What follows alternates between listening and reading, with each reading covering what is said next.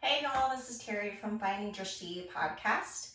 Today I'm going to be talking about props because I know a lot of you guys are practicing from home.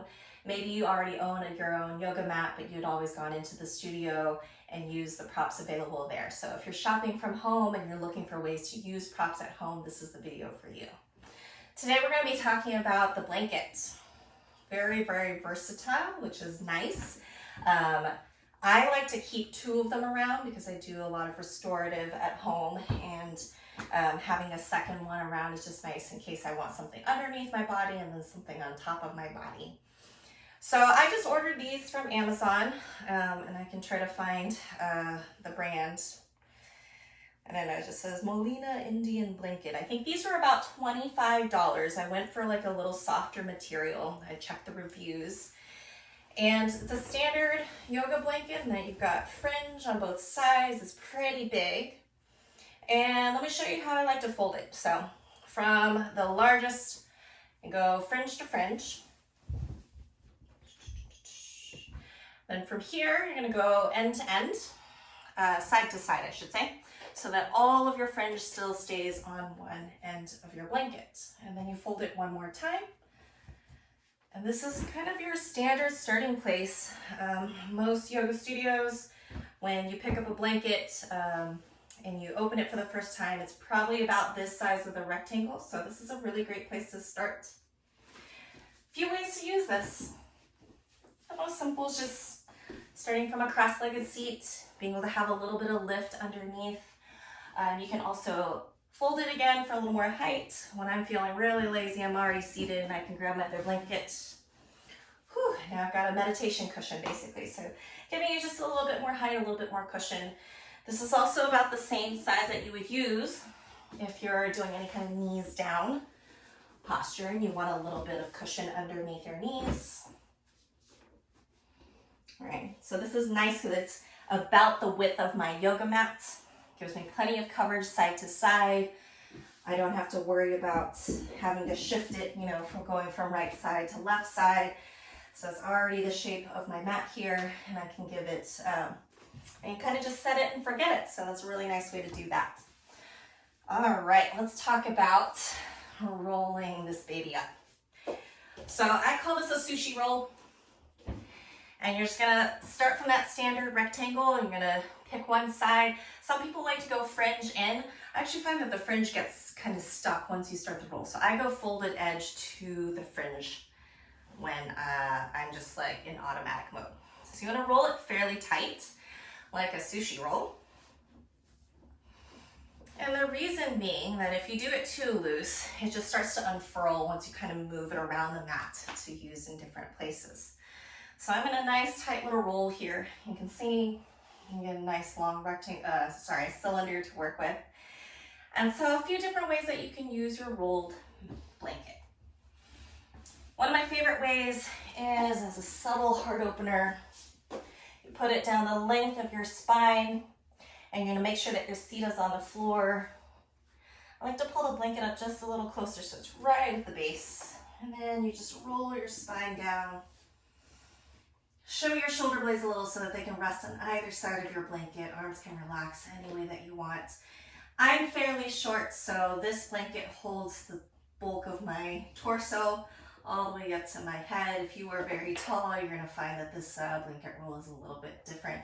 You might need to add a second blanket behind you for some head support. Another way to do this is turn it sideways. This will give you a little bit bigger of a heart opener.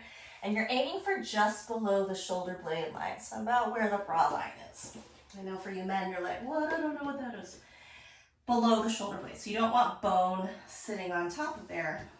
You want to get those shoulder blades over it so that they can fall toward the floor behind you. And again, you can move your arms any way that you want if you want them out to the sides or in a cactus. So 2 ways to support the spine here. Give yourself a subtle heart opener while working with the blankets.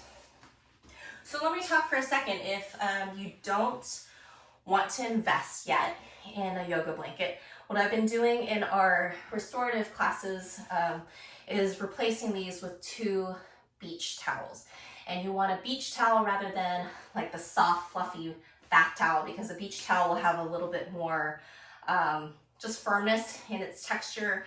It's not going to get like really squishy when you have a fluffy bath towel.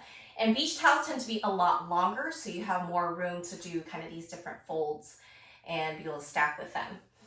You'll also want to get 2 of them, 2 beach towels if you can't quite get yourself a yoga blanket. So just to give you a little bit more to work with.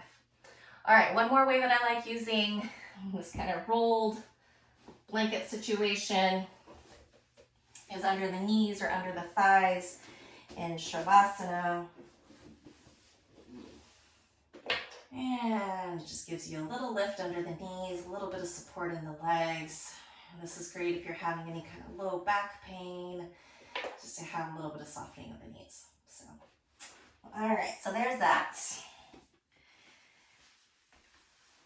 Another way that I like to roll this up, and again, this is great for like Shavasana, is to open it out so that you have a longer rectangle to work with. So I've just unfolded it one time from our standard rectangle fold. I'm going to go long end to long end so we end up with this skinnier sushi roll.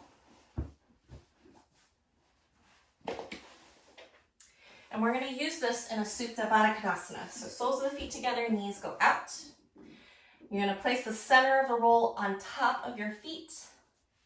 And then you're just going to tuck the ends underneath the calves and the thighs. So this is actually going to hold your feet in place, so it doesn't feel like your legs are going to kind of float around. Going to give you a little bit of support underneath the knees.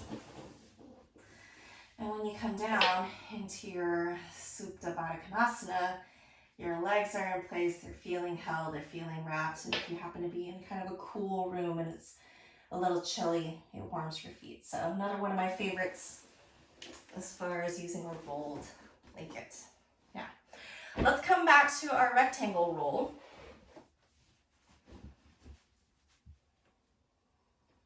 And then you're going to fold it over one more time. So standard rectangle roll, and then fold it short end to short end so you have a little bit thicker of a blanket to work with. All my fringes on one side. And this is really great for when you need a little bit more support and cushioning in something like a half pigeon. So those of you guys who are dealing kind of with tight hips, you get into a half pigeon and things are just kind of hanging out in the air. So what you do is you slide your blanket underneath, and if you needed to, you could fold it over one more time.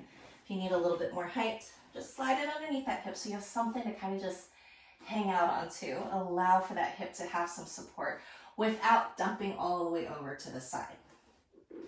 So there you go. There's this little doodad. All right. I'm going to show you 2 more ways that I use blankets that are helpful. Malasana. I have really open hips and I'm Asian. I think this is built into my DNA. So for me, Malasana squat is like nothing at all. If you have tighter ankles, don't have a hip opening, you're going to add that blanket underneath your heels. Just give you a little bit more height here so the heels have something to press into. That really helps to elongate the backs of your ankles into your Achilles. And again, if this is not thick enough, fold it up one.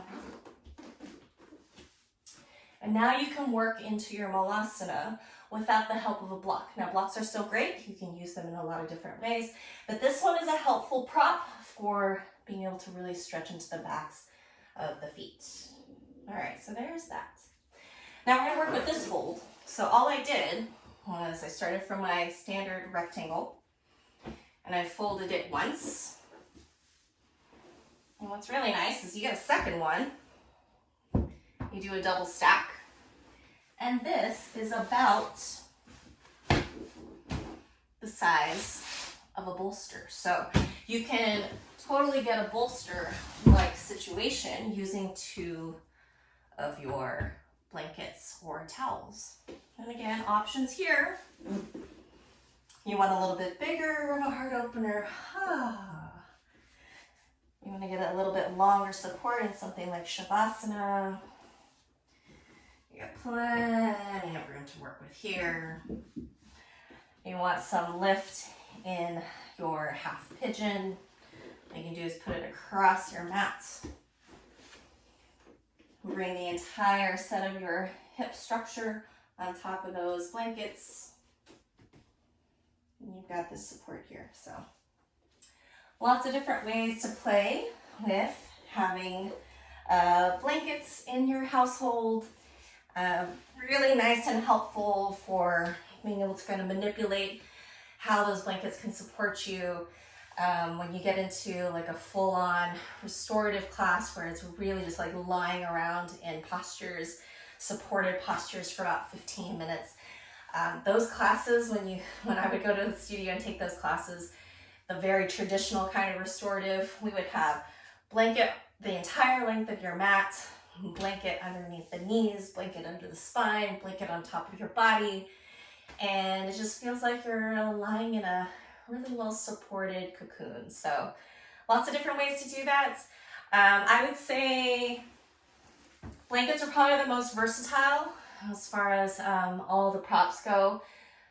I'll do another video on straps. I'll talk about blocks, and we'll talk about bolsters as well. But those props tend to be one shape, one size, not really easy to manipulate the same way that a blanket would help you out in your practice. So hopefully that's helpful, and let me know if you have any questions, and I'll talk to you guys again soon.